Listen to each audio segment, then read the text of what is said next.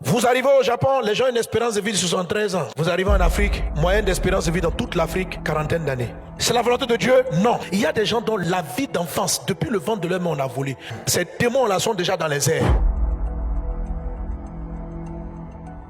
Le verset 24 nous dit qu'est-ce que l'esprit va faire. Mais la pluie de l'arrière-saison va faire encore quelque chose d'extraordinaire. Et ça, je trouve que c'est trop merveilleux. Je vous remplacerai les années qu'ont dévoré la sauterelle. La sauterelle dont il est question, c'est Arbé. Et je vous ai dit ceci. Une sauterelle naturelle ne consomme pas les années. Ici, on n'a pas dit qu'elles ont dévoré des feuilles, elles ont dévoré des années. Donc ce sont des sauterelles mystiques, ce sont les sauterelles qui sortent des ténèbres. Ce sont les sauterelles dont il est question en Apocalypse chapitre 9. Il dit, je vis une étoile tomber du ciel sur la terre. La clé du puits de l'abîme lui fut donnée. Et elle ouvrit le puits de l'abîme. Et il monta du puits une fumée comme la fumée d'une grande fournaise. Et le soleil et l'air furent obscurcis par la fumée du puits. De la fumée sortirent des sauterelles qui se répandirent sur la terre. Et il leur fit donner le pouvoir comme le pouvoir qu'ont les scorpions de la terre. Voilà des sauterelles qui viennent de l'abîme. Ces démons-là sont déjà dans les airs. Et ça te fatigue, ça tourmente les humains. Et quelle est leur particularité? Joël 2,25, je vais vous remplacer les années qu'ont dévoré la sauterelle. Le premier sauterelle ici c'est Arbé. Ce sont les sauterelles qui volent par gros essaims, qui arrivent et qui ravagent des régions.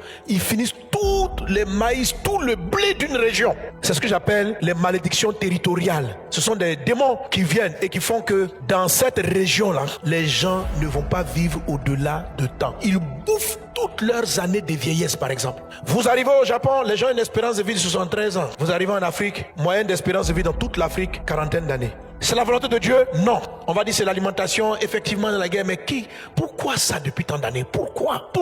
Donc Dieu veut que les Français vivent plus longtemps que les Africains? Non. Quelque chose bouffe les années des gens. Ce n'est pas une affaire de ta famille, c'est une affaire qui est générale. C'est pas parce que vous êtes chrétien que vous n'allez pas mourir à 40, 50 ans. Faut pas penser ça. On a des bons chrétiens, de bons frères. Mais les Arbé a ravagé notre continent. Tu as besoin de la puissance de Dieu pour te sortir de la limitation de ta chair. Et la pluie de l'arrière-saison va faire en sorte que ta nature en Christ va dominer ta nature terrestre qui a mis dans tes gènes une série d'événements de maladies pour te faire partir vers 43 ans, 50 ans, 60 ans avant. Je dis dans le nom de Jésus que l'onction qui vient va te faire vaincre les années qu'ont volé les Arbé. Dans le nom de Jésus-Christ.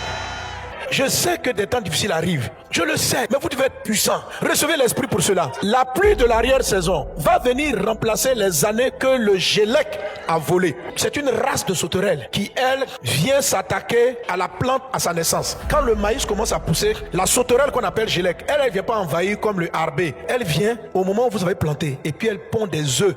Le maïs ou le blé n'arrive pas à grandir conséquemment. S'il donne du fruit plus tard, c'est un fruit qui est malade. Parce qu'à l'origine, la plante a été atteinte. Ça, c'est la particularité de la sauterelle qu'on appelle Gélec. Alors, quand Dieu dit, je vais remplacer les années que le Gélec a volées, ça veut dire qu'il y a des gens dont la vie d'enfance, depuis le ventre de leur mère, on a volé. Quelqu'un à qui on a donné la drépanocytose, c'est des années de vie volées. Tout le temps, il est malade. Pendant que ses camarades étudient, lui, il est à l'hôpital.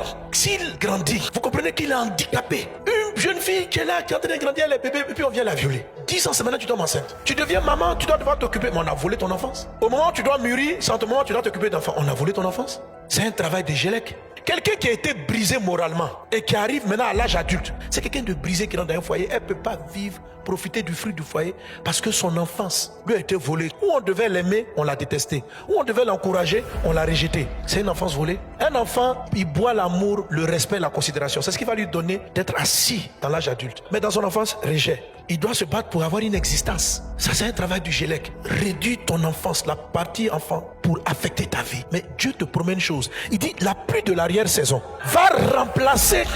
C'est-à-dire, malgré que tu as connu du rejet, malgré que tu ne sois pas allé à l'école, malgré que au moment où tu devais apprendre, on ne t'a pas appris, malgré que au moment où on devait t'aimer, on ne t'a pas aimé. Dieu dit, ça dure combien de temps dans ta vie? Et tu dis, papa, ça m'a pris toute mon enfance, de l'âge de 0 ans jusqu'à 16 ans, 17 ans. Dieu dit, je vais remplacer ça. Je vais remplacer. Je me dis, qu'est-ce que tu aurais dû avoir dans cette période? En très peu de temps, si c'est de la consolation, c'est de l'amour, tu vas recevoir suffisamment de sorte que tu ne sois plus en retard maintenant. Si c'est de la connaissance, si c'est de l'attention, de l'affection, la pluie de l'arrière-saison vient créer cela en toi. Qu'il en soit ainsi dans le nom puissant de Jésus. Reçois le Saint-Esprit pour cette dimension dans le nom de Jésus.